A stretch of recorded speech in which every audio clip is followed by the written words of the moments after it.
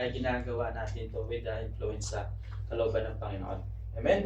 So tayo po tumayo at awitin natin tuloy yung awitin na Jesus reigns. So, ibig sabihin ng Panginoong Jesucristo ang siyang maghari sa atin. Okay?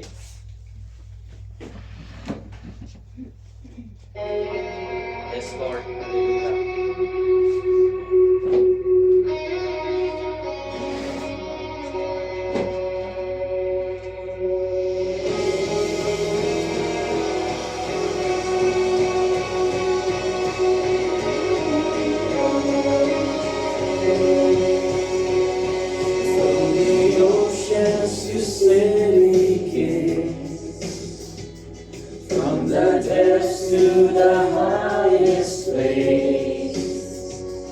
There's a truth that will never fail. We declare, in the battle of times of peace, in the shadow of sweet relief, there's a light all the world will see. We declare, Jesus reigns, Jesus reigns. Over death and fear He reigns. Above all, He's the victory that saves. Jesus reigns.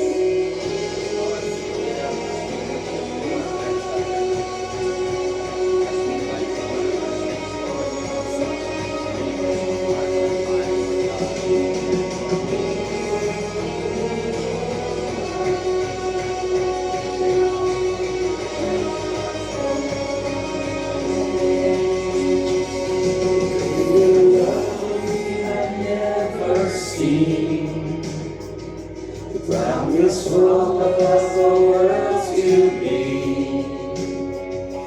There's a name that's above all names. We proclaim, Jesus reigns, Jesus reigns. Over death and hell and fear He reigns. Above all, is the victory that saves. Jesus reigns. There's power in the name of Jesus. Power in the name of our God. There is power in the name of Jesus. Lift it up, lift it high. There's power in the name of Jesus. Power in the name of our God. There is power in the name of Jesus. Lift it up, lift it high. Jesus reigns, Jesus reigns. Over death and hell and fear He reigns. Above all, it's the victory that saves. Jesus reigns, Jesus reigns. Over death and hell and fear He reigns. Above all, it's the victory that saves. Jesus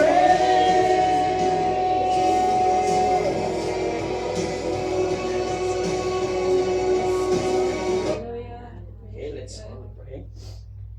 Heavenly God, our King, our Lord, our Savior. Lord, in your presence, Lord, we dedicate this moment to you, Lord God. As bilang katuparan, Panginoon, ng iyong plano sa aming buhay, Lord, to know about your kingdom, O God. This is your plan, this is your will, O Lord God. Now is the time, Lord God, that you will fulfill your plan in our life, O God. Let everyone, Lord, understand your plan.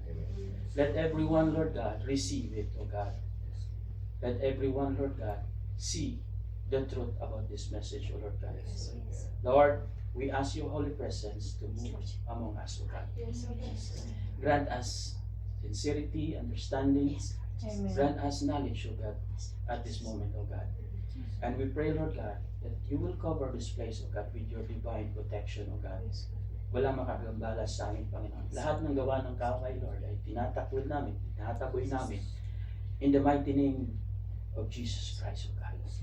Walang makakapasok, Lord, ng gawa ng kaway. At ikaw lamang, Panginoon, ang siya namin inaasahan, kumilos at magturo at magbigay sa amin ng kaliwanagan.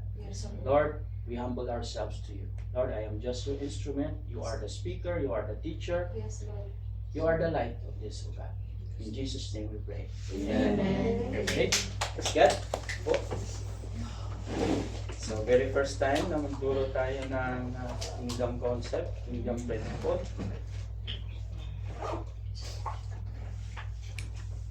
Ayun, nasa baba na open na yun. Sige.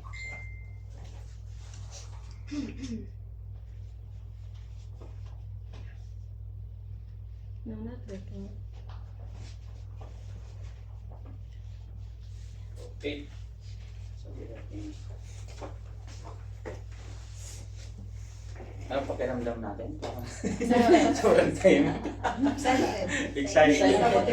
Okay.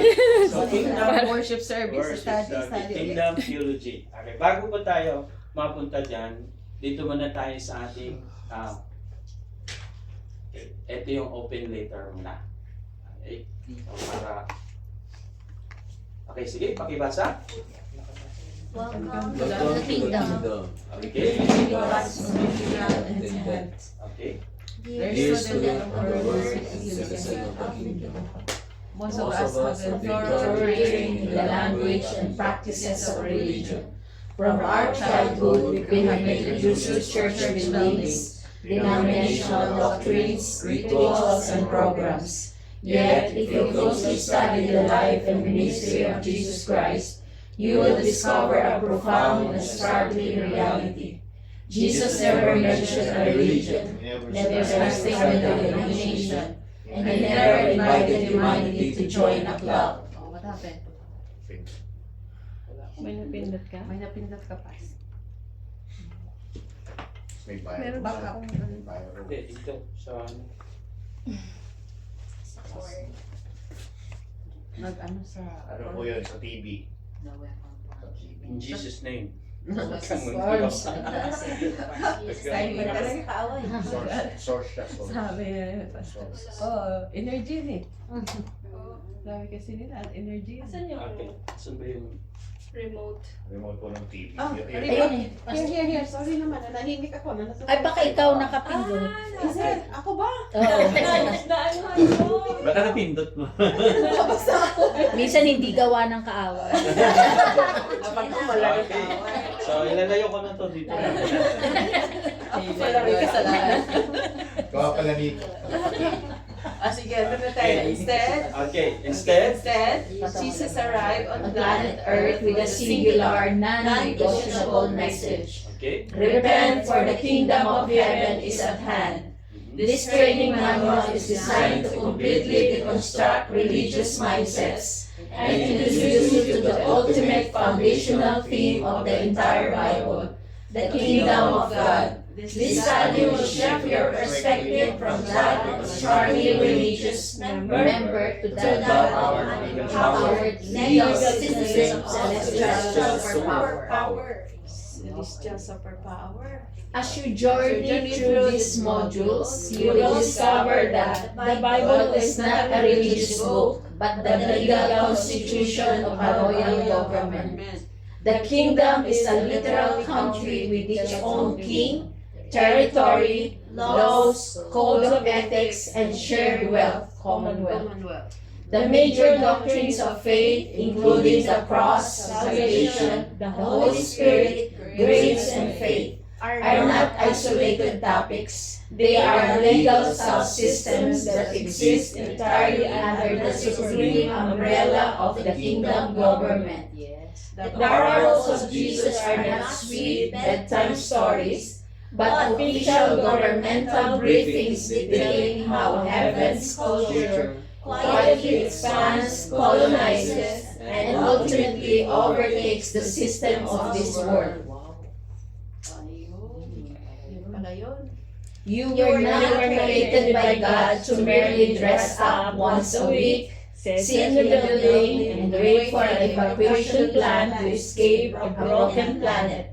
You were created in the image of the King to execute dominion, management, and stewardship right here on earth. Open your mind, set aside religious traditions, and prepare to step into your legal rights, your royal identity, and your constitutional power. The King's treasury is wide open. The resident governor, the Holy Spirit, is on the ground to guide you, and your home country is backing you up. Okay. In your laws. In your royal service, your name. Laura. Injiridula, minister, ano yung ministry nyo? Admin or pastor, yan yan. Ambassador of the Kingdom of Christ. Wow. Okay? So, ambassador.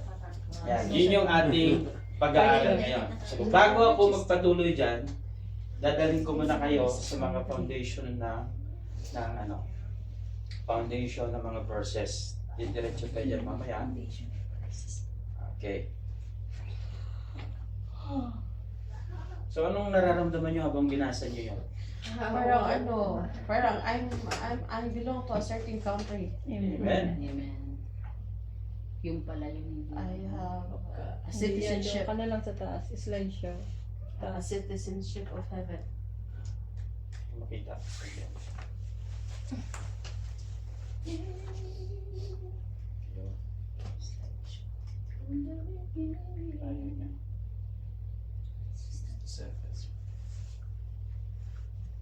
Okay. The government of God or the government of the kingdom of God. Yung unang verse natin ay matatagpuan from Isaiah chapter 9, 6 to 7. Okay? So, basahin muna natin yan. Okay, basa? For unto us a child is born, unto us a son is given, and the government will be upon his shoulder, and his name will be called Wonderful Counselor, Mighty God, Everlasting Father, Prince of Peace. Okay, take note yan, yung verse na yan.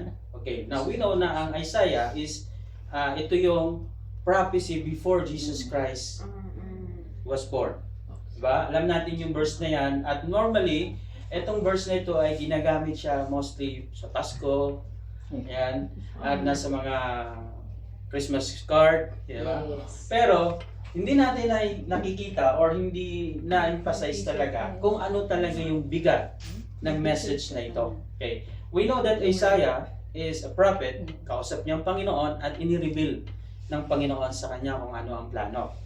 Okay, so sabi dyan, mostly naririnig natin dyan, for unto us a child is born, unto us a son is given. Refers to Jesus Christ lahat yan. Sino yung child dyan? Jesus Christ. Jesus was a child. Son is Christ. Okay? So kasi body, the body, physical body is Jesus, and the spirit come from God is Christ, the Messiah, the Savior. Kaya sabi dyan, for unto us a child is born, unto us is a son is given. Ibinigay yung bugtong na anak, that is Christ. Okay? Then, anong sabi niya from the next? Sabi niya, and the government will be upon his shoulder. Bakit yan yung mensahe dyan? The government refers to kingdom, country. At that country belongs to God. Kung kaya, ang pinaka-unang proclamation sa New Testament, ini-start ni John the Baptist, repent for the kingdom of God is at hand, or kingdom of God is near. Then, after John the Baptist, Jesus Christ also sumisigaw din siya at sinasabi niya, repent for the kingdom of God is at hand. Okay, so bakit kaya ganon? Why? Because it said yung kanyang pagdating, and the government will be upon his shoulder. So Jesus Christ came to bring this government. Bit-bit niya sa kanyang shoulder. Kung ang isang tao dala niya ang shoulder, may lagay sa or mayroong item o bagay na dala ng kanyang balikat, that is not for him. Yan yung isang nagpapatunay o picture ng big responsibility na dala ng Panginoong Jesucristo. Big responsibility. At ang kanyang dala, according sa binasa natin kanina doon sa opening letter, hindi religion. He bring, the government will be upon his shoulder. Sa kanyang pagsilang, sa kanyang pagdating dito sa lupa, dala niya ang government, leadership or rulership na galing sa Panginoon. Yun yung big picture, entire picture. Okay? At isa-isahin natin yan mamaya. So sabi niya, will be upon his shoulder, at ito na ngayon yung mga magiging designated na title niya. His name will be called Wonderful Counselor, Mighty God, Everlasting Father, Prince of Peace. Before Jesus Christ was born, it was prophesied muna. Okay, so ang prophecy, proclamation ngayon, pero mangyayari in the future. So yun yung at hindi lamang yan ang mga verses na matatagpuan natin sa Old Testament refers to the kingdom of God. Now, sabi dyan, in the increase of His government and the peace, there will be no end. So sa pag-expand, sa paglago ng kaharian ng Diyos na ginagawa ni Kristo, eto ngayon ay wala ng, in His government and peace, there will be no end. Walang katapusan ito. It will grow. Pinaprophesy ito ni nila prophet yung sinunog. Sino ba to?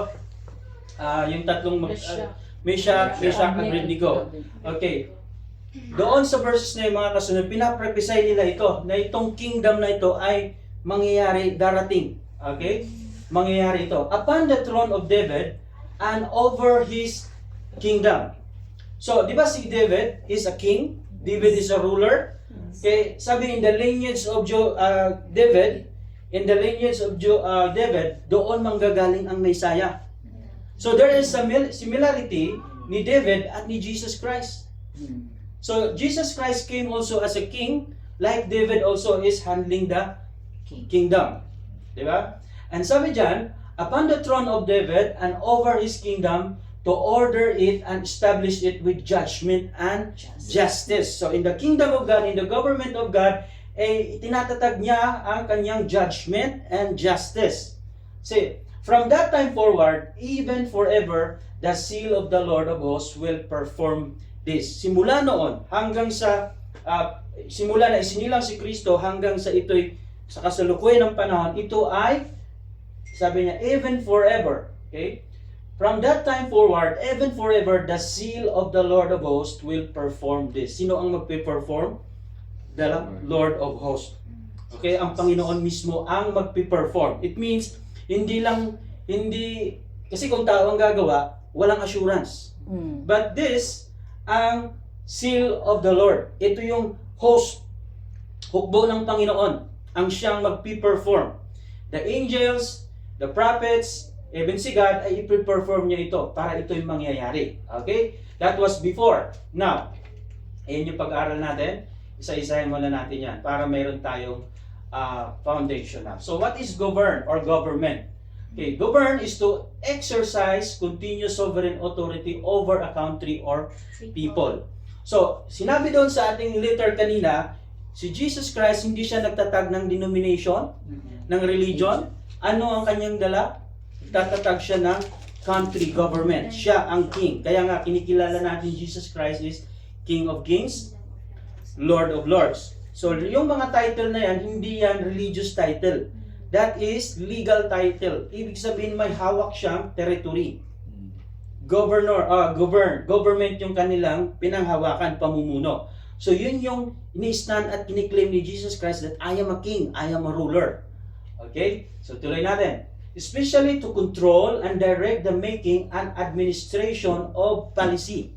So, ang kingdom of God, which is ruled by Jesus Christ, ang kanyang ginagawa is to control and direct and making administration of policy. Tingnan mo yung king. Ang king mismo ang nag-declare, gumagawa ng mga laws, rules, and policy. So, tinuturo sa atin dyan na if we really understand the kingdom of God and we accept that Jesus Christ is the Lord and King of our life, so, under niya tayo sa kanyang administration and policy or yung kanyang direction.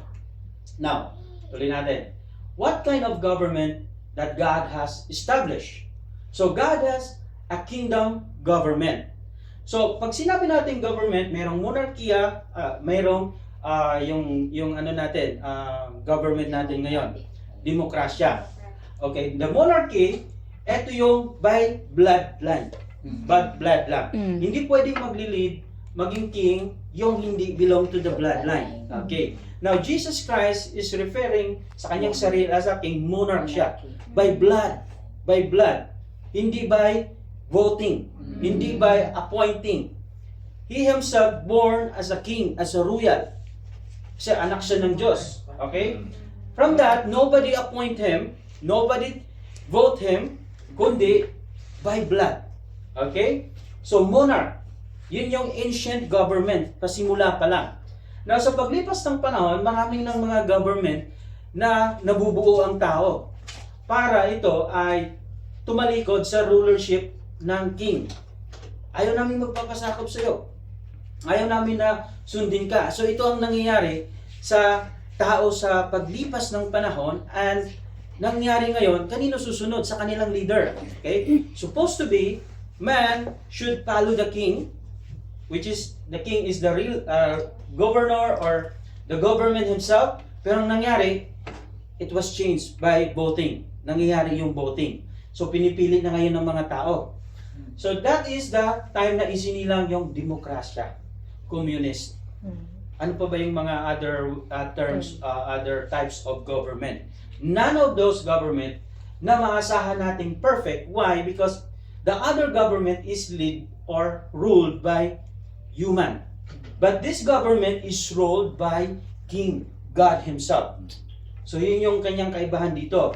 So, ang nangyari, in generation to generation, nawala na itong kingdom. Even dito sa Kuwait, parang half-half na lang sila. Kasi may voting na rin sila. Pero at least nananatili yung monarkiya pa dito na hindi pwedeng maging hari, yung hindi bloodline nila, yung royal blood. Okay? So, tuloy natin. Para mapaano natin to. God is not a president kasi hindi siya binovote. The Bible says, God is a King and Lord of Lords.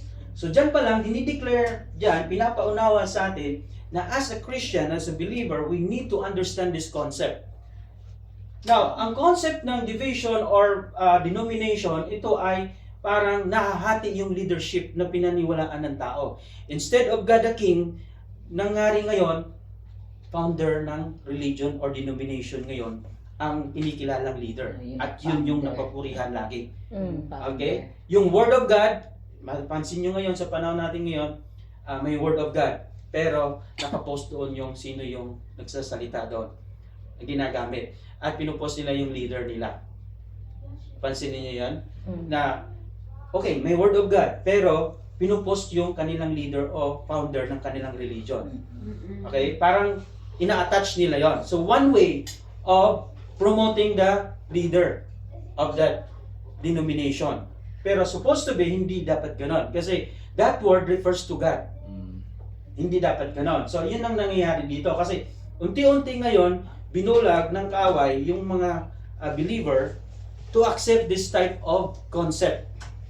Na parang normal na lang na kapag dinadala ang salita ng Diyos, connected with a title, connected with a name of the group or denomination, and yung founder. So kung sino yung leader nila doon, kung sino yung founder nila doon. So parang kasabay nilang pinaangat yung pangalan ng founder, which is hindi dapat gano'n. So God is not a president. The Bible says God is a King and Lord of Lords. So siya lang dapat ang ating kilalanin yung kanyang salita. Wala na tayong affiliate pa ng mga tao. Okay? Kasi salita niya yan. Now, Democracy versus monarchy, bibilisan ko lang para makatalon tayo doon sa ating topic talaga. Kasi ito yung mga ano lang. So, sa demokrasya, ito yon. When a country is ruled by a government elected by its people through election, then it's called democracy. So, lahat tayo ngayon nagbo-voting tayo, no? Okay? Pag ayaw natin, hindi na natin ibuboto. Pag gusto natin, ibuboto. So, that type of government is hindi yan ganun ka-stable. Kasi, tingnan mo, mamumuno siya. Hindi naman siya perfect mamumuno. Ang nangyari ngayon, corrupt, daming complaint ng mga tao, at ang masama dito, mag-iwan pa siya ng damage doon sa mamamayan, sa nation o sa country. Okay? But in monarchy, which is represented by Jesus Christ, okay? Hindi lang tayo tumutukoy dito ng king lang na tao, kundi king as Jesus Christ. In monarchy, when a country is ruled by kings and queens, when the right to rule a country is passed through dynasty and not through election, then it is called monarchy. Diyan nakastand si Jesus Christ. Anong tinuturo sa atin diyan? If we really belong or understand to the kingdom of God and we receive that Jesus Christ is our Lord, our King, yun dapat ang stand natin diyan. Okay? Ruled tayo ng hari, which is Jesus Christ. Now, number 2, the elected representatives make the laws. Sino ang gumagawa ng law? Elected representatives. So, legislative ngayon. Ang legislative, gumagawa sila ng mga law. At itong mga law na to, pwedeng masunod natin na hindi naman kalooban ng Diyos. So, ang dami ng mga law ngayon pinapasa. So, this is another way of planting na ginawa ni Satan na itanim sa mga area. Kumbaga, yung mga area na yan para umusbong at mabibigyan ng support yung plano ni Satan. Okay? So, elected representative makes the law, rules, and regulation on behalf of the people for the welfare of the people. Alam natin yung word na human rights? Okay. Nothing wrong. Napakaganda. Pero, what about the right of God? Hindi siya na-emphasize. Okay. Now, the law, and sa number 2, according to the monarchy, the laws are framed by the kings and queen. People have no say in the formulation of laws. Wala silang magagawa ang tao. Once the king will make a law, walang pag-uusapan. Walang amendment, walang voting. Ang masasabi lamang is yes. So, ang nangyari ng religion ngayon, people, members can say, no, I don't like it. Protest. Binigyan ng kapangyarihan ang mga members na parang mag-neglect. Okay? So, from that concept, nasira na ngayon yung motibo ng kingdom government and replaced by religion or democracy. So, ang democracy, binubuhay ang appetite ng tao para to stand against the law of God. Ginagamit yung kanilang voice, yung kanilang emotion, yung kanilang right as a citizen para sumalungat doon sa will ng ultimate law, which is the king. Pero nandyan sa demokrasya. Pero akala ng mga tao, okay lang yan, tama yun, kasi tayo mamimili sa kanila. Look at now. Most of the elected people na umupo doon ay maraming ginagawang anomalya. Kaninong problema yun? It starts from not following the kingdom government. Okay? Doon nag-start. Number 3. The elected representatives are held accountable by the people of the country. So, sino yung mga na-elect? Sila yung accountable. Doon sa mamamayan. Kung mag-decide sila ng hindi maganda, kawawa ang mamamayan. Okay? Then, hence, elections are held and representative lose their rights to rule if they do not meet the expectation of the people. So, pwede siyang pababain. Tingnan mo ngayon. Meron tayo, impeachment. Okay, that is planned. Prepared na yan. Why? Because there is no perfect leader in democracy. But in the kingdom, which is God, original plan, and He is the ruler, He is the king, hindi siya pwedeng magkamali because He is all-knowing. He knows from the start to the end. He create us. Alam niya kung ano yung ikakabuti at ikakasama natin. At the same time, kapatid ba natin siya? So, by blood, connected tayo sa Kanya. We are family. Okay? In the kingdom, we are all family. Jesus Christ is our big brother and we are His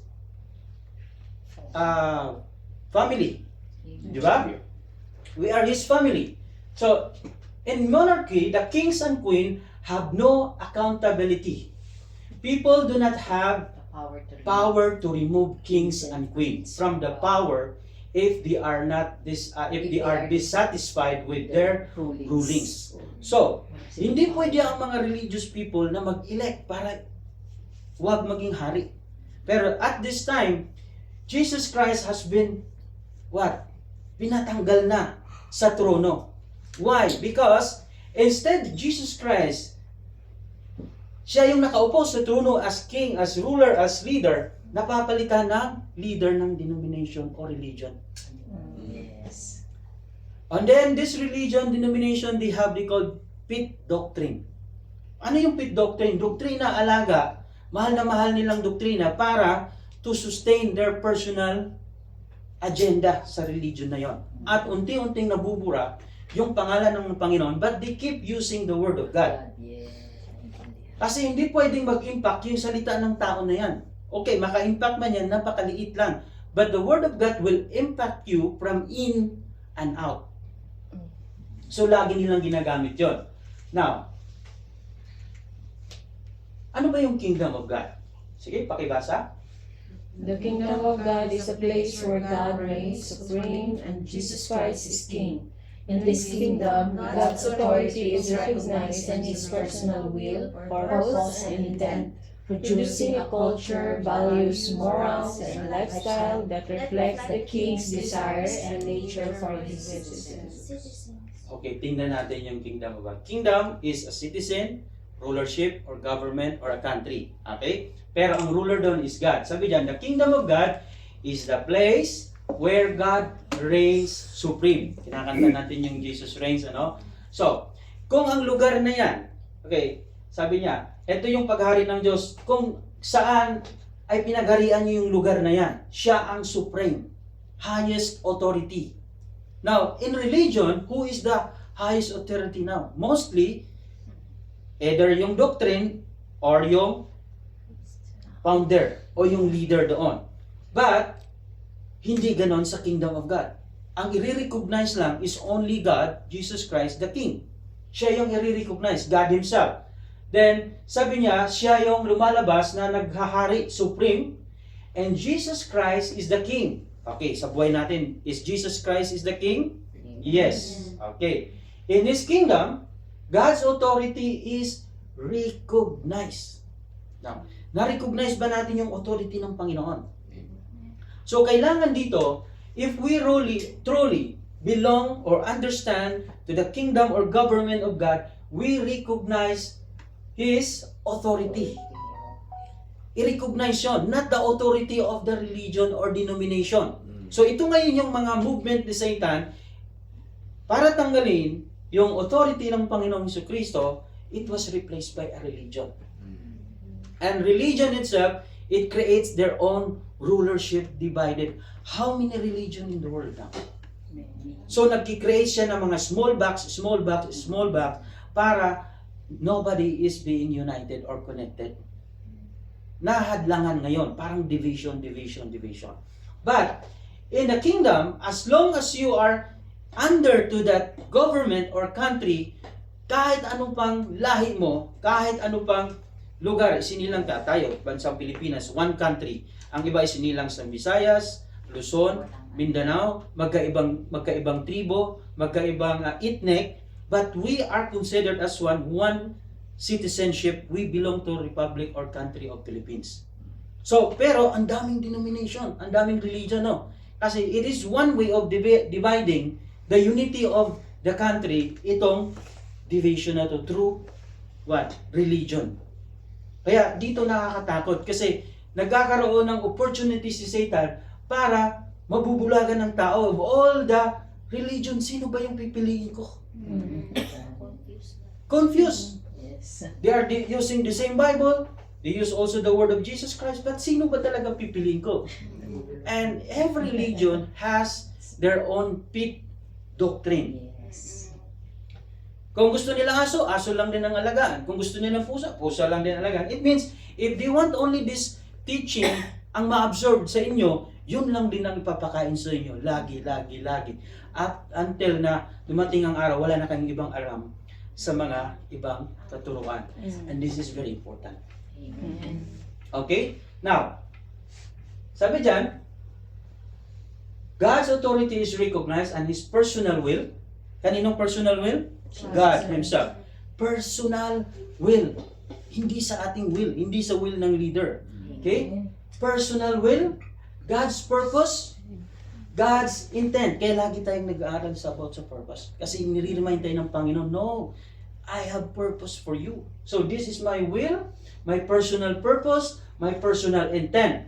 Now, if we follow God's intentional will, purpose, and intent, what will happen?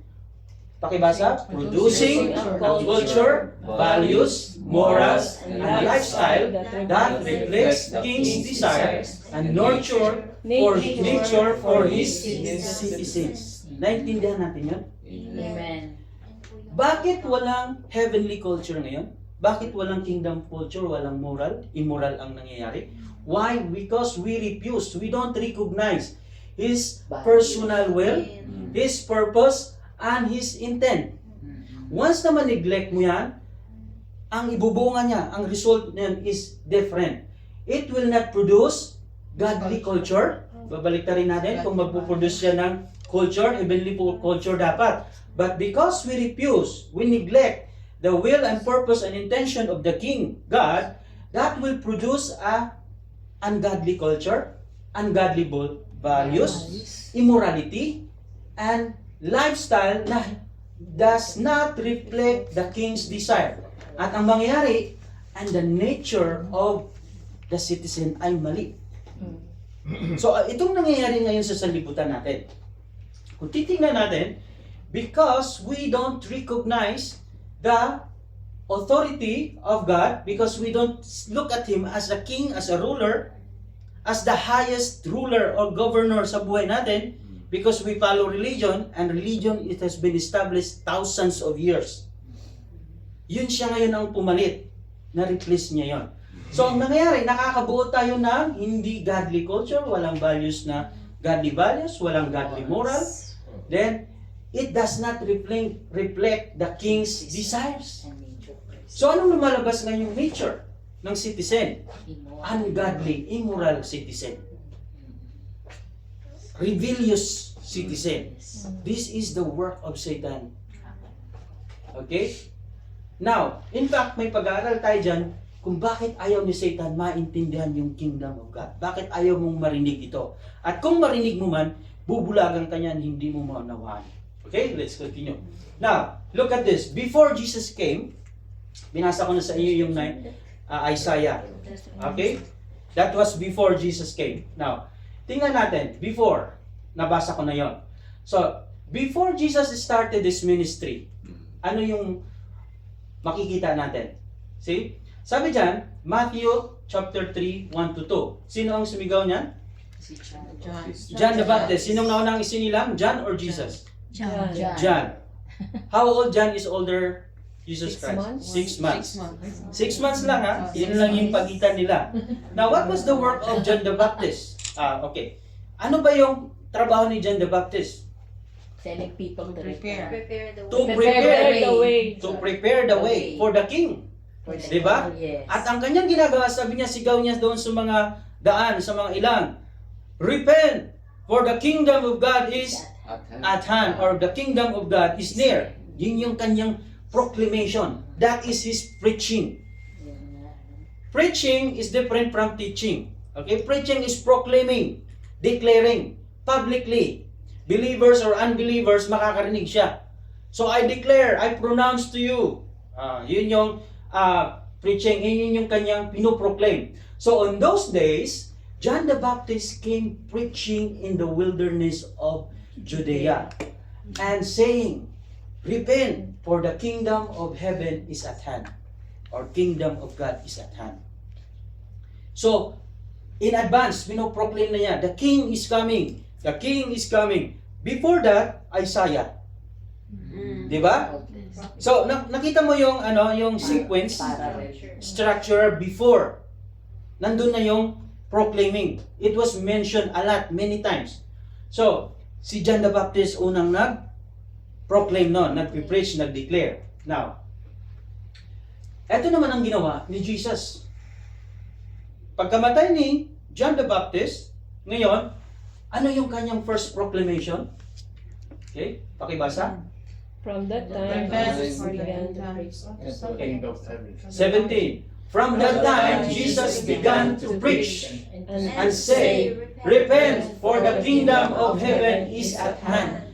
Anong similarity niya kay Repent. John? It's the same. The same word, the same teaching, the same proclamation. Hindi lamang yan basta word. May mabigat na dala yan. May mensahe yan. Okay?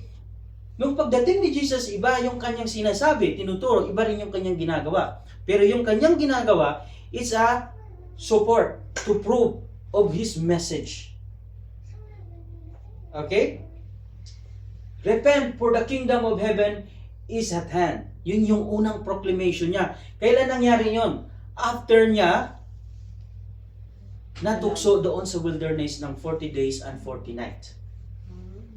Doon nangyari yung Matthew 4:17. Before that, nangyari yung tinukso siya doon ni Satan. 40 days and 40 nights doon sa wilderness. Wala siyang pagkain. At doon puspos siya ng banal na espiritu. Pagkatapos noon, nalagpasan niya lahat ng tukso. Umpisa na siya sa kanyang preaching. Kaya nga sabi dyan, from that time, Jesus began to preach. Starting of His preaching. Began. That's the starting. And say, repent, for the kingdom of heaven is at hand. Pinoproclaim niya yung the government of God. The rulership of God. Kaya nga, in prayer, sabi ng mga disciple, Lord, teach us how to pray. Anong sabi ni God? When you pray, pray like this. Our Father who art in heaven, holy be your name, your kingdom come. Kasi nandun na. Pinoproclaim niya na. Okay? So during His ministry, ano ang kanyang ginagawa? Right? Sabi dyan, but He said to them, okay, ito yung verse na tingnan natin. Pakibasa? But He said to them, "We must preach the kingdom of God to the other cities also, because for this purpose I have been sent." Okay, nakita niyo ba yung message na yan? Okay? That time, Jesus Christ is preaching the kingdom of God sa isang lugar. Pinapagaling niya yung may mga sakit. At sa sobrang na-bless yung mga tao na yon, ayaw na nila si Jesus Christ paalisin. Gusto nila dyan na lang. Pero ang sabi ni Jesus Christ, sabi niya, I must preach the kingdom of God. Ano yung ipipreach niya? Kingdom of God. Government of God. Bakit? Kung saan? To the other cities also. Bakit? Because for this purpose, I had been sent. Ano daw yung dahilan bakit siya pinadala? To preach the kingdom of God. Sinong nagsabi? Jesus Christ. Siya mismo, sinabi niya, ito yung reason kung bakit ako pinadala. To preach what message he had to preach? The kingdom of God. Kasi it is a government of God. It means, come to the government of God. Once na mabilong ka sa government of God, ang gagawin mo lang is obey the king. Obey the king. Ang nangyari ngayon, Satan has a plan. Obey the religion, and neglect the king. So, yun ang nangyayari. So, dyan mo palang makikita anong dahilan bakit si Jesus Christ bumaba. Siya mismo nagsasabi. Because of this purpose I have been sent. Because of this purpose, I have been sent. Anong gagawin? Preach the kingdom. So, nakita natin yung bigat? Hindi pa lang yan. So, during his ministry, before siya nag-start, sinabi niya about kingdom of God. Nung ginawa niya na, ayan na. Okay? Next. During his ministry, ang dami niyang parable. Kung binasa niyo yung mga parable na yun, maaaring iba-iba yung interpretation. But most of the parable, it said, the kingdom of God is like. It's like. The kingdom of God is like. Okay? So the kingdom of God is like what? Yung parable of the soils. Okay? Ayan yung mga parable of the sower, parable of the wheat and the tares, parable of mustard seed, hidden treasure, dragnet, mga laborers, wedding feast, iba-ibang parables. But it's all explained to understand the kingdom of God. Okay, the kings grow and separate his people, yung four soil, iba-ibang mga soil. Rocky Road. Ay, Rocky Yes. Road. Yeah. Rocky Road ice Road. cream. So makikita mo dyan. Okay, just take a picture, basahin mo yung mga verses na yan, yung parable na yan, it talks about the kingdom of God. So, during his ministry yan. Okay, now, talon tayo. During his ministry, sabi niya, okay, and this gospel of the kingdom will be preached into the whole world. Ano yung pinipreach ng mga tao ngayon? Kulang, walang kingdom. Tama? Now, sabi diyan, and this gospel of the kingdom will be preached into the whole world as a testimony to all nations. And then the end will come. Question, bakit hindi pa dumating si Jesus Christ? Because it not just reach the whole world. It's not yet reached. It's not yet reached into the whole world yung about the Kingdom kingdom. of God. So mayroong mga palatandaan, sign of coming of Jesus Christ. Lindol, Rumors of war. mga rumors of wars, famines, calamities, yung mga disease. Okay. And then, sabi ni Jesus Christ, yes, ito yung mga palatandaan. Pag binasa mo yun, ito yung sabi niya. Okay, and this gospel of the kingdom will be preached in the whole world. Ang problema, hindi yan ganong napipreach. Bakit kaya? Bakit hindi siya napipreach? Yun yung question. Anong nag-uudyok sa tao? Bakit hindi siya naituro? Bakit hindi siya naiproclaim? Either ignorant or there is one force na naghahadlang, nagpipigil dyan. Okay? So, sabi dyan, until, okay? Hanggat hindi maipipreach ito sa whole world and all nations, and then the end will come. That's the coming of Jesus Christ in the second coming. So kung base dyan sa nakasulat dyan, hindi mangyayaring darating siya unless the whole world and the whole nation will heard the preaching, the gospel. Gospel is good news. Yes. The good news. Good news. Diba? The gospel of the kingdom. Nothing wrong when we share the gospel of salvation because this is also gospel. But how come we did not share the gospel of the kingdom? And that is according to Jesus Christ. Gospel of the kingdom pala. How come? Either we are ignorant or we are not been taught or there is one force who control na hindi ito lalabas. Malalaman natin yan. So, do you agree on that? Amen. No question on that, ha? Kasi it was mentioned by Jesus Christ Himself. At alam mo, itong chapter 24, tinatanong siya ng mga followers niya. Sabi niya, Teacher, what are the signs of the second coming? Of your second coming? Sabi ng Panginoon, eto yon. Rumors of wars, mga earthquake, famines, and then continue, pag binasa yun, ito yung lalabas. And this gospel of the kingdom will be preached into the whole world as a testimony. Bakit iti-testify natin? Bakit iti-testify? So, ang tao na magte-testify, siya ay magpapatunay. I testify that the kingdom of God is here. Why? Because I experience it. I testify that the King Jesus Christ is here because I experience it. I belong to His kingdom. Kaya nga, alam niyo yung ambassador of God na pag-aaral, pagtuturo? Ambassador of God, hindi religious yun. Legal. Your nationality. You belong to that country. Ang ambassador is a representative of that kingdom or country. Hindi siya pwedeng mag-advise o magsalita according to his will. But he will speak according to the law of that country. So, doon pa lamang daw darating yung end of times, yung kanyang second coming.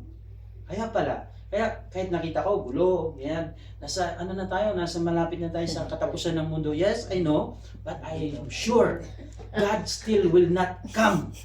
Why? Nobody preached the kingdom of God. Now, if we want that Jesus came to come, preach the kingdom of God. The gospel of the kingdom of God. Para mabalik siya. Kasi siya mismo nagsasabi nun. Hindi yan sabi-sabi ng mga apostol. This word coming from Jesus Christ Himself. Gaano kabigat yun? Diba? Reliable source. Jesus Himself. Siya nagsasabi nun. Okay? That was during His ministry. Now, of course, alam natin Jesus Christ, sinakdal, namatay, pinako sa cross. Tama? Okay. So, akala natin, natapos na doon yung kanyang pagtuturo about Kingdom of God. Now, let's look at this. Now, ang Acts ay ito na yung end part ng si Jesus Christ ay nandito sa lupa. Alam natin yan. Okay, Acts chapter 3, verse 1. Ayan. So, after His suffering, I think something wrong with the verses. Check ko na lang. After His suffering, He presented Himself to them and gave many convincing proof that He was alive. He appeared to them over a period of 40 days. Okay? And spoke about the kingdom of God. Check natin yan sa Acts na yan. Now, sabi dyan, of course, namatay siya. 3 days nabubuhay. Hindi mo na siya umakyat sa langit. Nag-spend mo na siya ng 40 days. 40 days na nakasama niya yung mga disciple. At during that time, ang sabi dyan, He appeared to them over a period of 40 days. Anong ginawa niya? Spoke about the kingdom of God. How important is that message? Before He come, when He started, yung kanyang ministry, all kingdom of God. Nagpaalala pa talaga siya. Ang isang tao na paalis na at magbilin sa iyo ng mahalagang mensahe or message, do you think that message is not so important or dear to that person? Napaka-importante niya yon. But how come our time right now, nobody preach the kingdom of God? Diba? Ganyang kahalaga ito. Hindi ito basta-basta na basta na lang natin basahin. Yes, we read it, but for sure, hindi natin ito napupukusan. Kasi it is a part of plan of Satan na hindi ito mailabas. In fact, maraming kukontra pa dyan. I meet pastor na hindi ito nagustuhan. But it was mentioned there.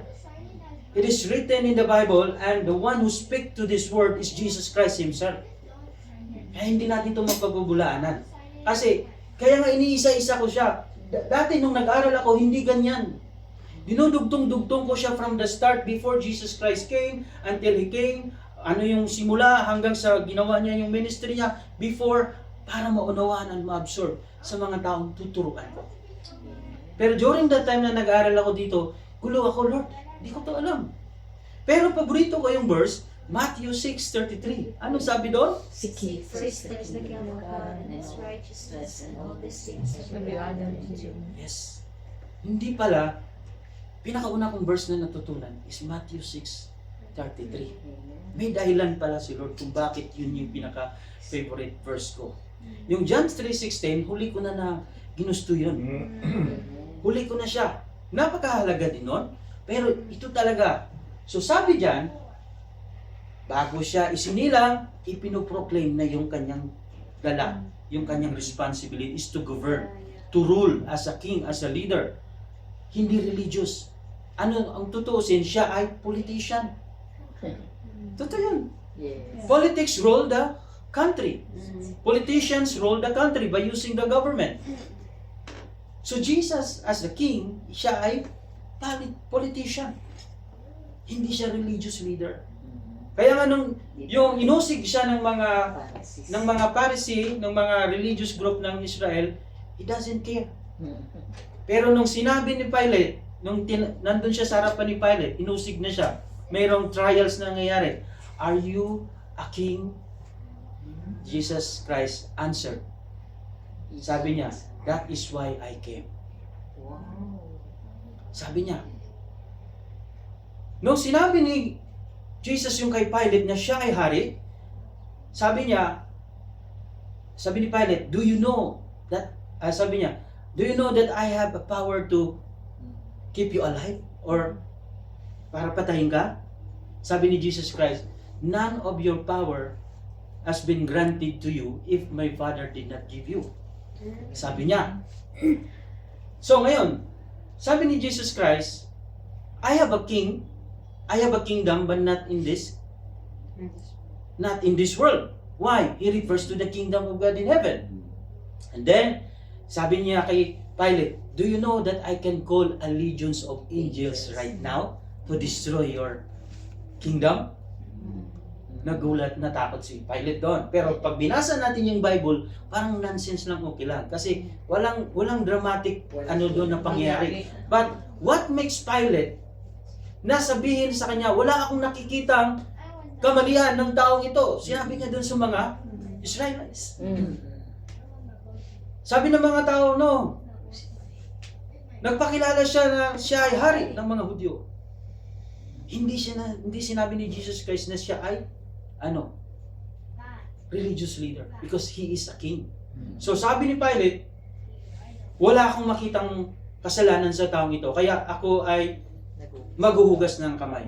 Kung gusto niyo siyang patayin, hindi dahil sa authority ng Roman government, but it's the authority of your religion. Religious. So, sino ang number one kontra? Religious leaders. Religious. That's why we have to be aware that hindi tayo mabuild as religious people. Amen. At sabi ni Jesus Christ, seek first His kingdom and His righteousness. Opposite of religious is righteous. Righteousness, seek His righteousness. So yun yung kabuuan dyan. Now, bago siya namatay,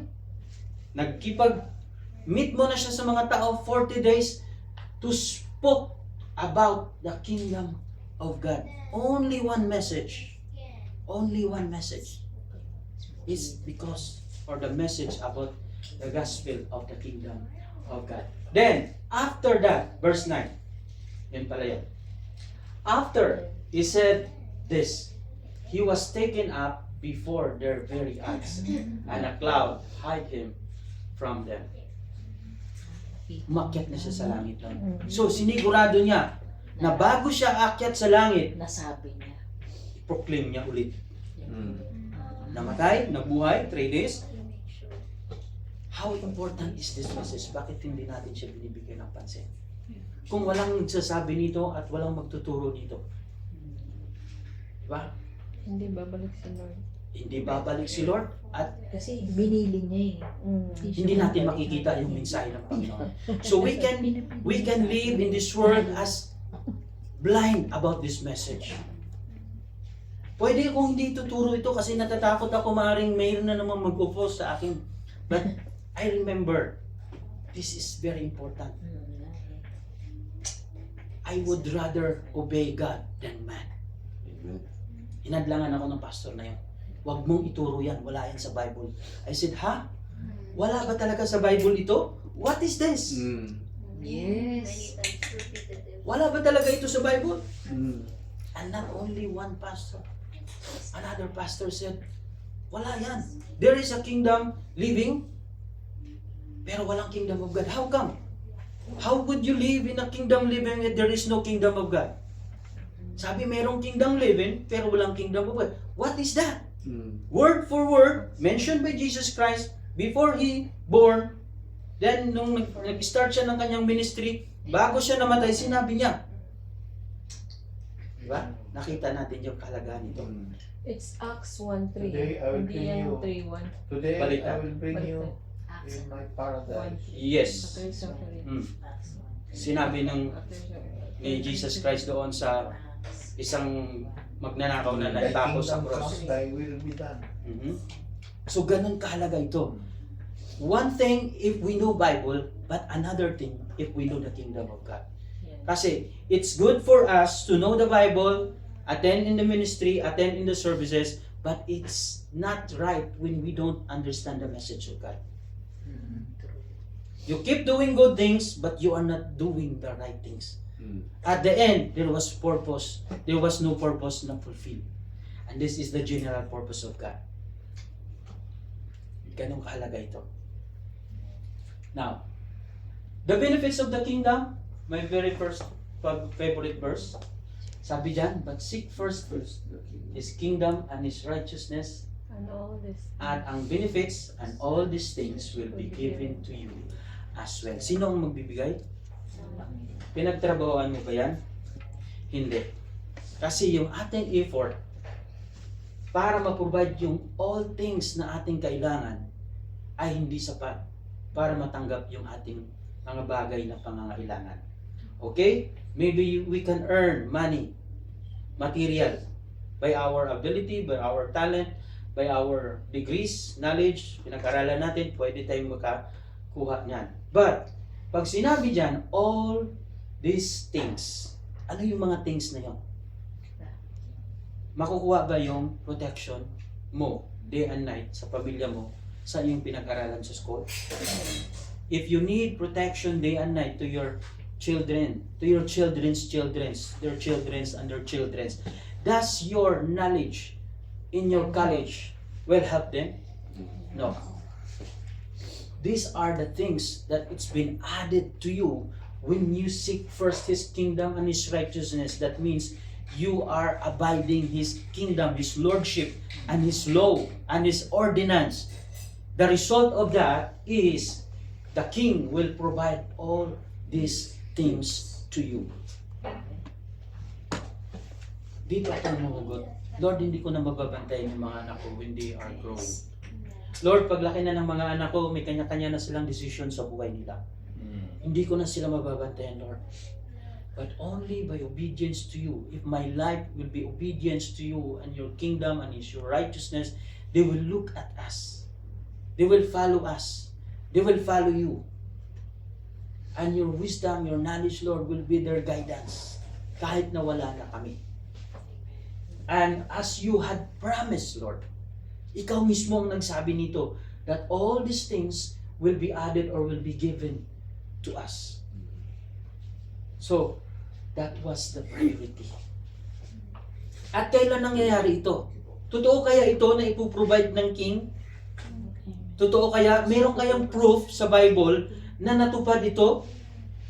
Na nung sinunod yung leadership, yung government ng Panginoon, sa Biblia, nangyari kaya na nag-provide siya ng kanilang pangangailangan? Do you remember that there was a time na sa Bible nangyari na ipinubide ng Diyos ang all these things na kailangan ng tao? From the beginning. From the beginning. Marami. From Genesis. Yes. Diba, nagtatrabaho ba si Adam para makakain yung pakainin yung kanyang sarili at sa iba? Hindi. Sinunod lamang niya ang rulership ng hari, ng King, God Himself. Provided. And all their needs has been provided. Sinong nagtatrabaho para kumain sila? Wala. Ang trabaho lang ni Adam is to rule, Manage. to manage, dominion. Dominion is rulership. You have authority,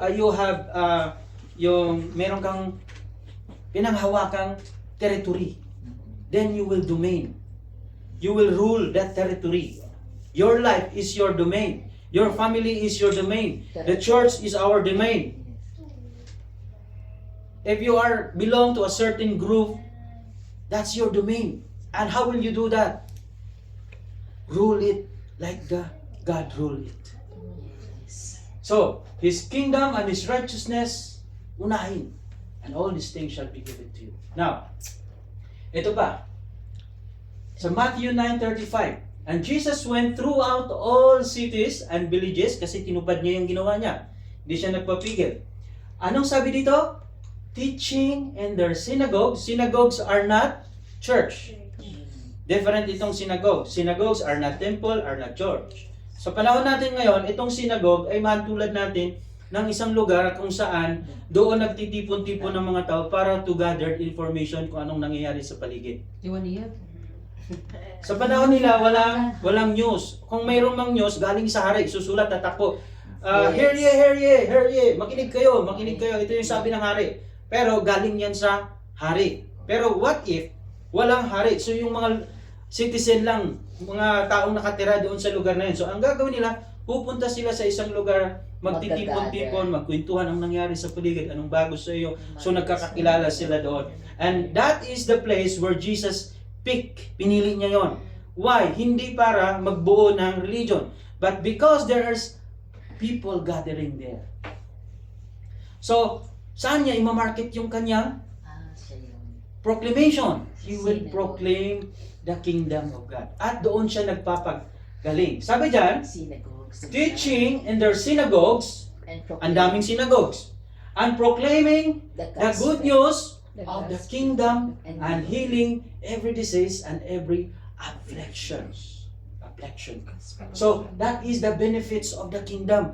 How come ang dami nating affliction ngayon? Nasa church, matagal siya sa church.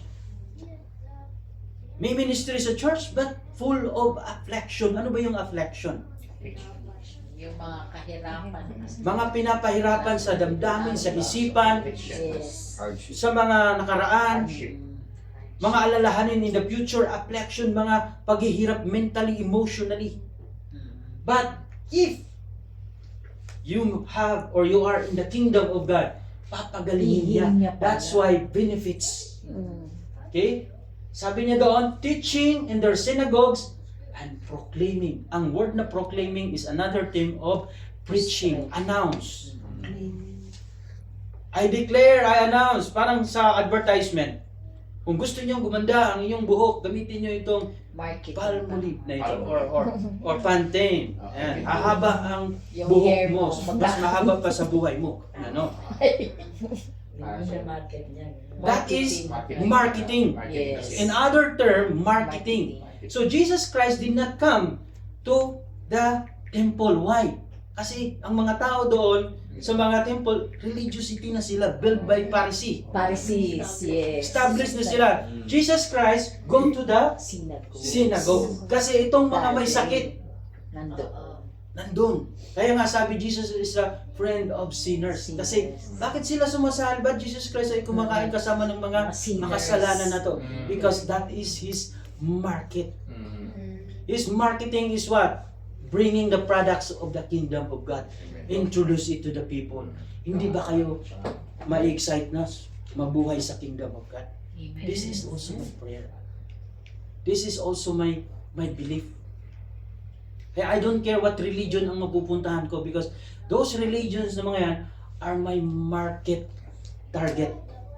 Prospect para bentahan ko ng kingdom of God. Proclaiming the kingdom of God. Then, papagalingin niya ang mga may sakit. In other term, sige po, pasok po kayo. Sinsya na. It's okay. Kuya, bagong order ko. Welcome. Sige po, kumaya. Okay lang.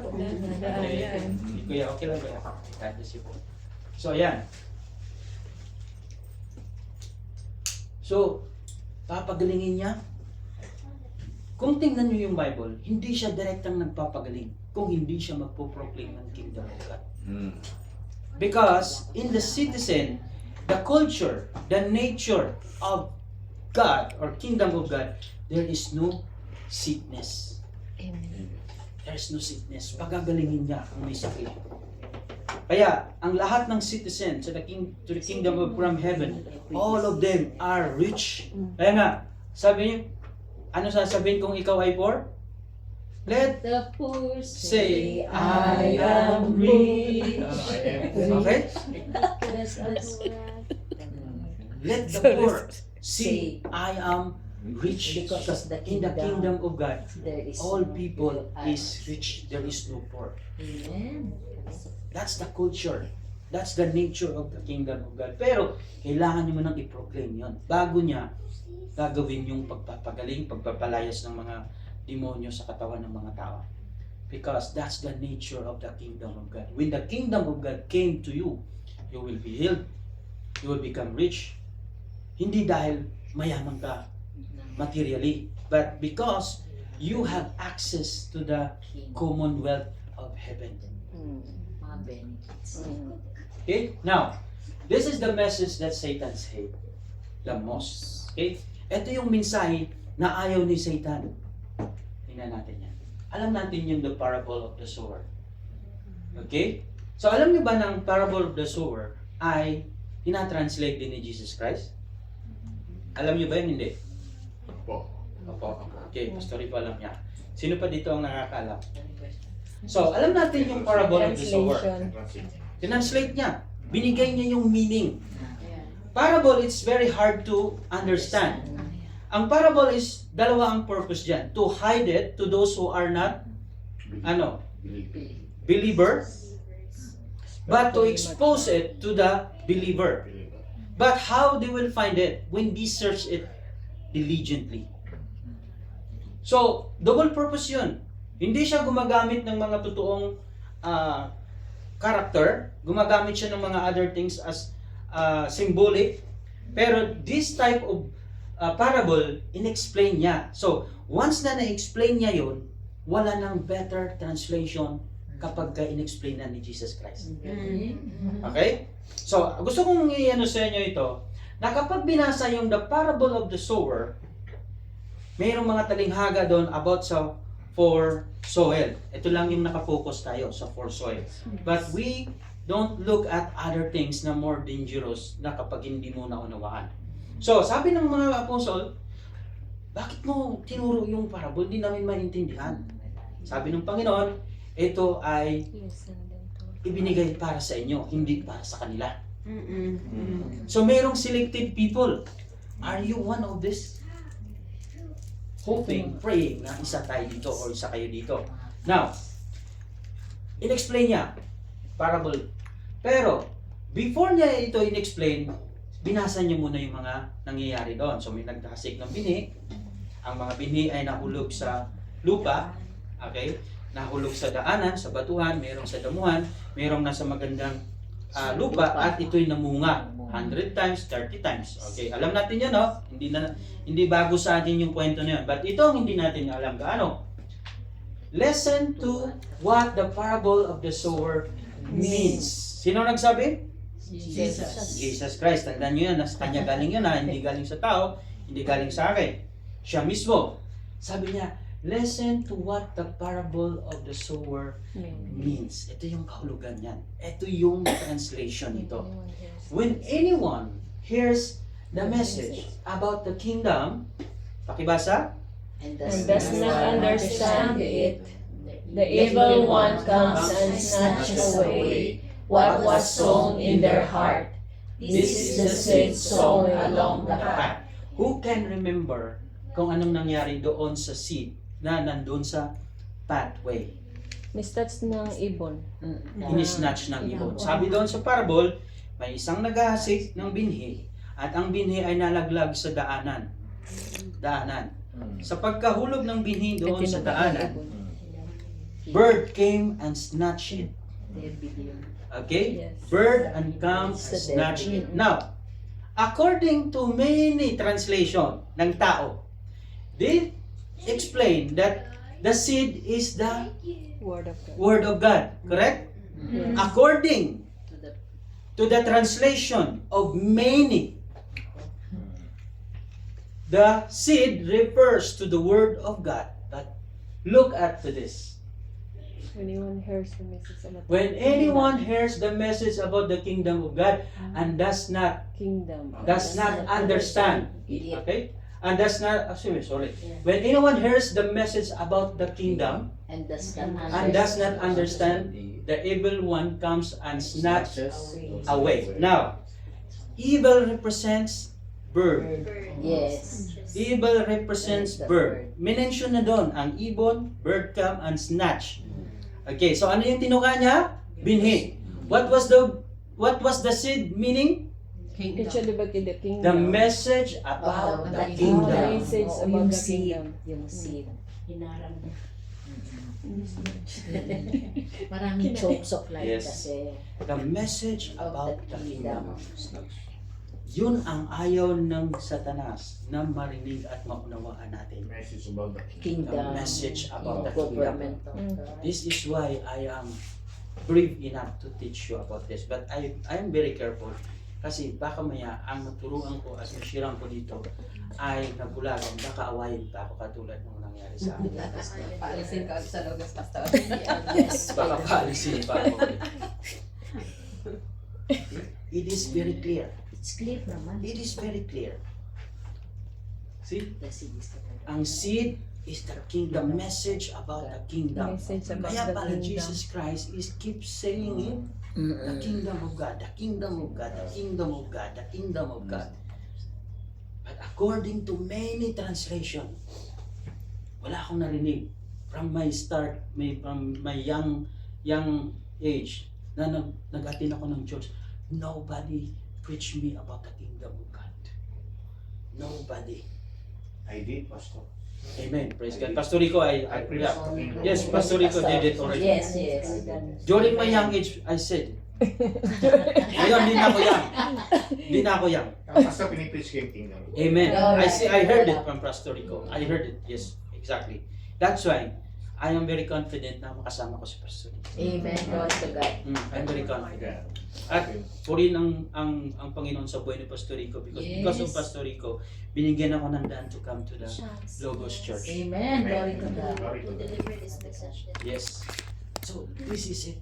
Kaya nga hindi ako pumayag na magpapagapos. Sabi sa akin, wala ka na bang ibang ituro? Kingdom lang ba talaga? Imagine.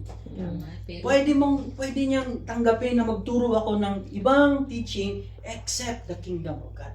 But this is God's message. pero diyan tayo pupunta, Pastor. Exactly. Tayo pupunta eh. Dito Sa tayo pupunta. kingdom eh. Sa But there is more than that. Yes. Kaya nga in our continuous teaching or studying, there is more than this. What you see, beyond what you see right now. Kingdom. Napaloob. Ito pa lang ay mga sa iba. may foundational verses na binigay ko sa inyo ng explanation according to its place, according to its structure. Saan yung nauna, saan yung sa gitna, saan yung sa huli.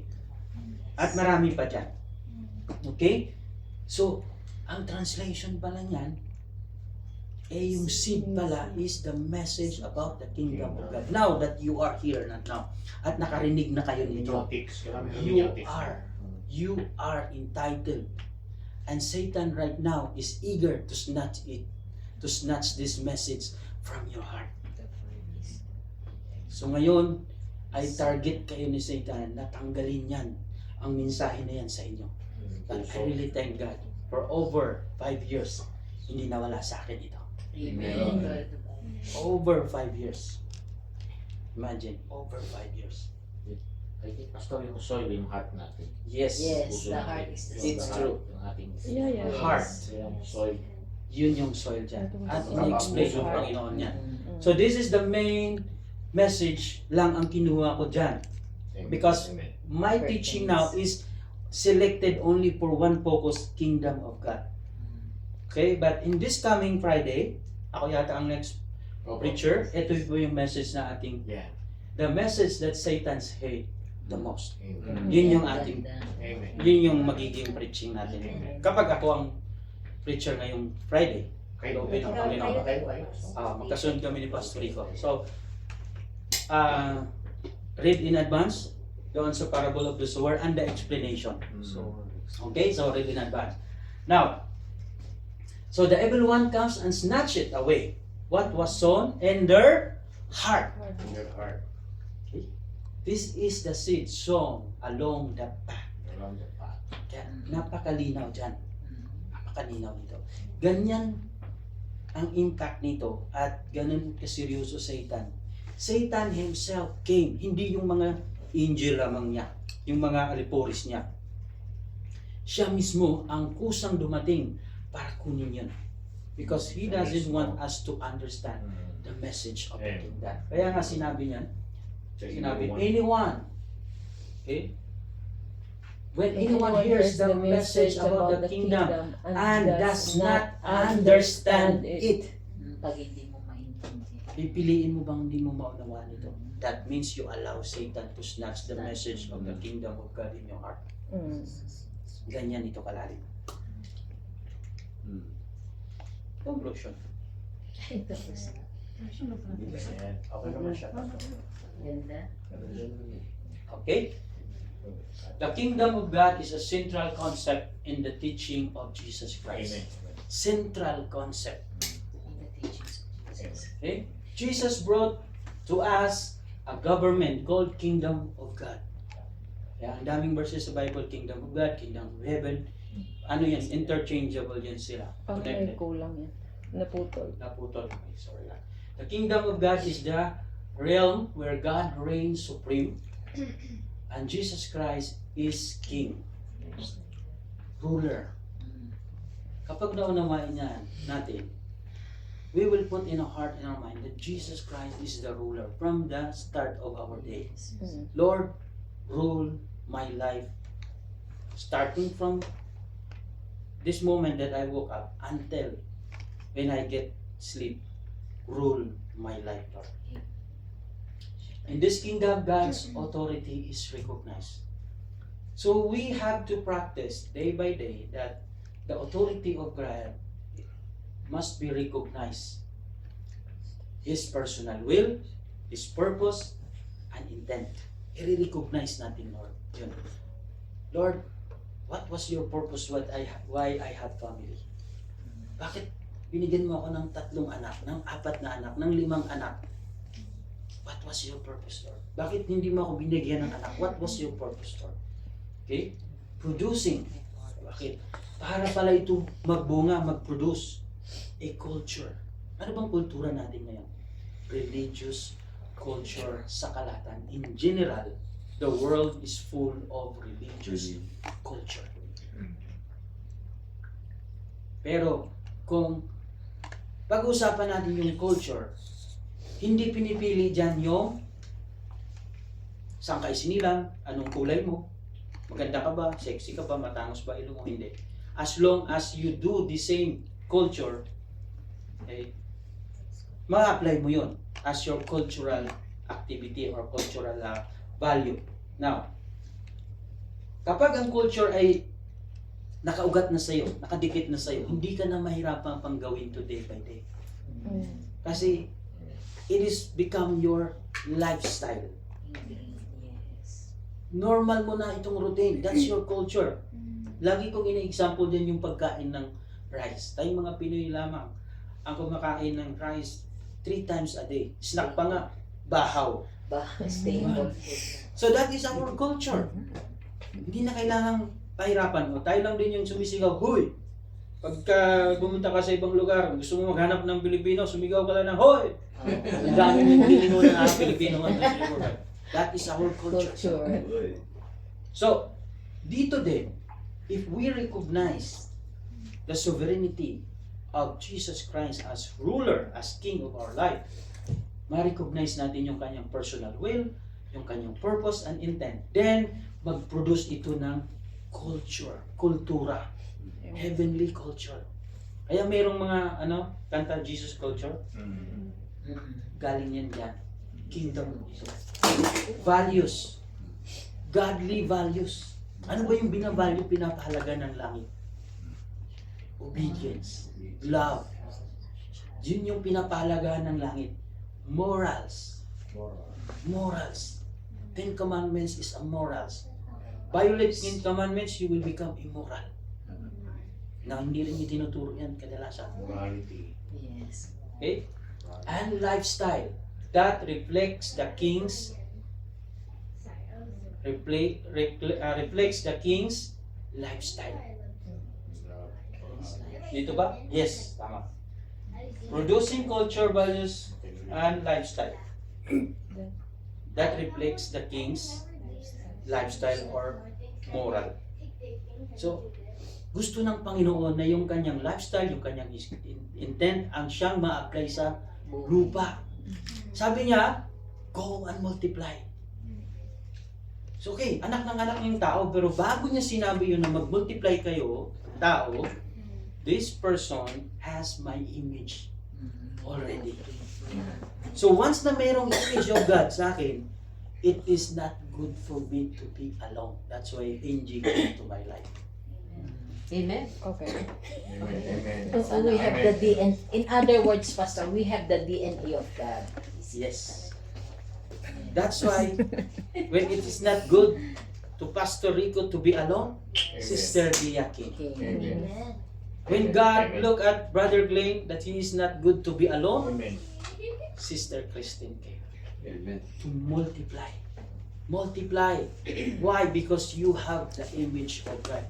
That's what you have multiplied. Not Brother Glenn himself, not Sanjay or Pastor Rico himself. The image of God will be multiplied in the whole world. So, yan ang ating foundational. Sa foundation pa lang. Ang dami na ito. Meron ba tayong question? Paalam. Mga foundational verses, pero actually madami pa yon. Kaya lang pinipili ko lang yung Closer to kingdom of so, kingdom of God, kingdom of saan ba yung ating ano? Okay. Kaya basahin ko lang tong ano para manamnam natin yung sinasabi kanina. Okay, they're student of the world and citizen of the kingdom. Kailan ba tayo naging citizen of the kingdom? when we accept Jesus. When we accept Jesus Christ as our Lord and Savior. Kailan natin yung makikita? Saan nangyayari yun? Naalala nyo si Nicodemus? Pumunta kay Jesus. How can I enter to the kingdom of God? Jesus said, unless you will become born again, you will not see or enter to the kingdom of God. Yun na naman. That was the time. Kaya nga nag-ano tayo ng born again, but we do not promote born again. Experience. Yes? That's the entrance. If you will not accept Jesus Christ as your Lord and Savior, you will not become born again. But After that. born again Yun, is the nag-start first na. step Oo. Doon. to enter the kingdom. Pero hindi Ang pa nangyari, yun. inaharangan tayo ni Yes, hindi pa. Satan. Hindi pa. We cannot enter Ano the lang yun? kingdom of God. Requirements lang muna. Yes. To enter the kingdom. Yes. Yes. If you become a born again. But there is still more. Oh, hindi pa tayo naka-enter Yes. sa kingdom. Yes. Nasa bungad pa lang. Kaya nasa enter to the kingdom of God. Kaya, sabi dyan, most of us had been thoroughly trained in the language and practices of religion. Diba? Ang dami natin itong, galing tayo sa religiosity. Okay, from our childhood, we had been introduced to church building, denominational doctrines, rituals, and program. Yet, if you closely study the life and ministry of Jesus Christ, you will discover a profound and startling reality. Jesus never mentioned a religion. He never started a denomination. He never invited humanity to join a club. Instead, Jesus arrived on planet Earth with a single, non-negotiable, hindi pwede sa kanilang Lord. No negotiable. Okay, message. Repent, for the kingdom of heaven is at hand. The government of God is near. During that time, now it's already with us. This training manual is designed to completely deconstruct religious mindsets and introduce you to the ultimate foundational theme of the entire Bible, the kingdom of God. This study will shift your perspective from that on the struggling religious member so that of an empowered legal citizen of a celestial superpower. As you journey through these modules, you will discover that the Bible is not a religious book but a legal constitution of royal government. That's the kingdom of God. Okay? Constitution of a royal government. Next, the kingdom is a literal country which is own king, territory, law, code of ethics, and shared wealth, commonwealth. The major doctrines of faith, including the cross, salvation, the Holy Spirit, grace, and faith. Ano daw yon? Are not isolated topics. They are legal subsystems. Ano ba yung ibig sabihin ng subsystems? They are under, sakop, within. Subfolder. Yes, nasa loob siya. Sa umbrella. Yes, under that. Kaya kung pagbuksan mo, May ponder pang iba. handun pala si the cross, salvation, the Holy Spirit, grace, and faith. Yun nga yung gospel Kaya lang, message. Kapag bulagan na tayo sa kingdom at ituturo ang cross, salvation, Holy Spirit, grace, and faith, you are incomplete. You will not be ruled by God because nandun yung sistema ng democratic system na kapag ginusto ko lang, saka na lang. Ito yung available ko. Ito lang yung a convenient time ko. Sa'yo. Ito lang yung willing ko na i-offer sa Kanya.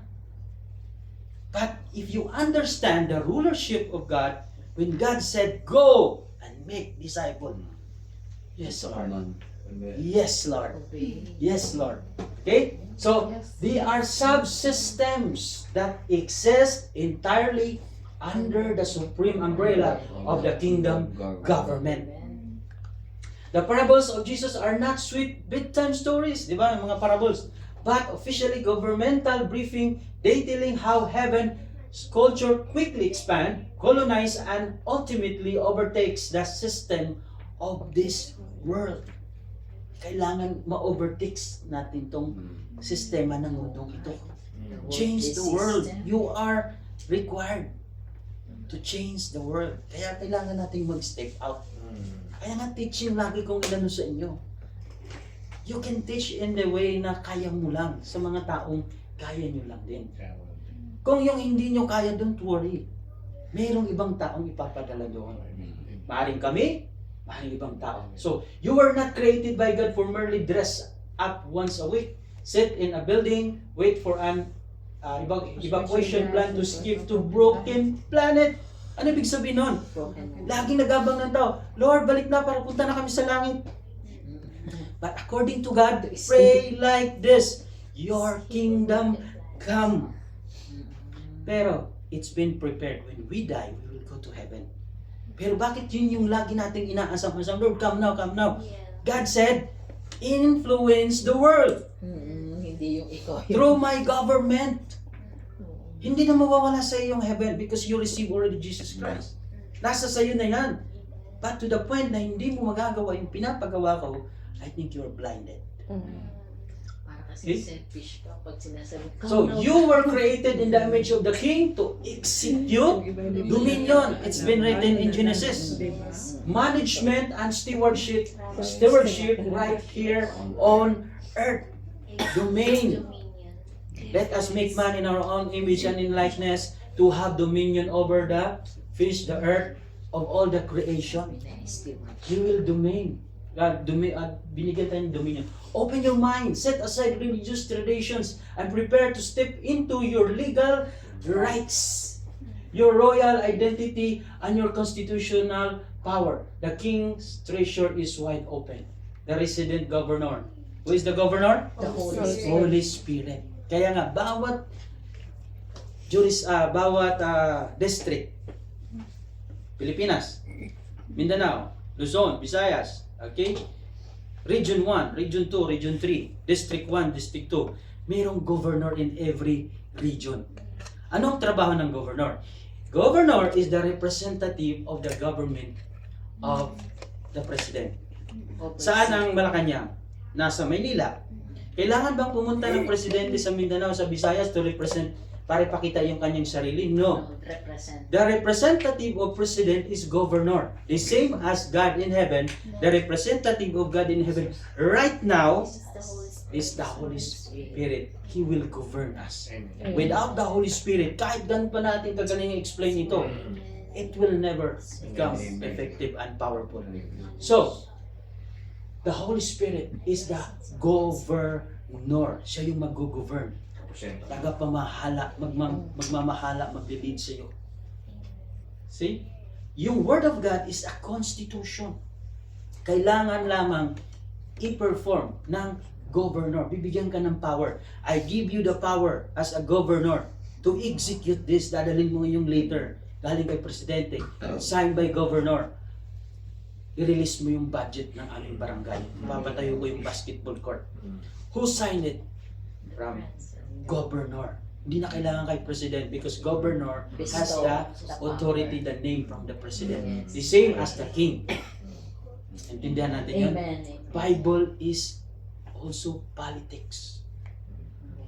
But it's our royal family. It's all about royal family. God is our Father, we are His children. Jesus Christ is our big brother. Kaya pala, we are See? the royal ambassador. Kaya nga may ganun tayo. So your royal identity and your constitutional power, the king's treasury is wide open. The resident governor, the Holy Spirit, is on the ground to guide you. And your home country is backing up you. Sino home country? Backing you up. Si Jesus. Home country. Kingdom. Heaven is Kingdom. our backing Yes. country. Okay?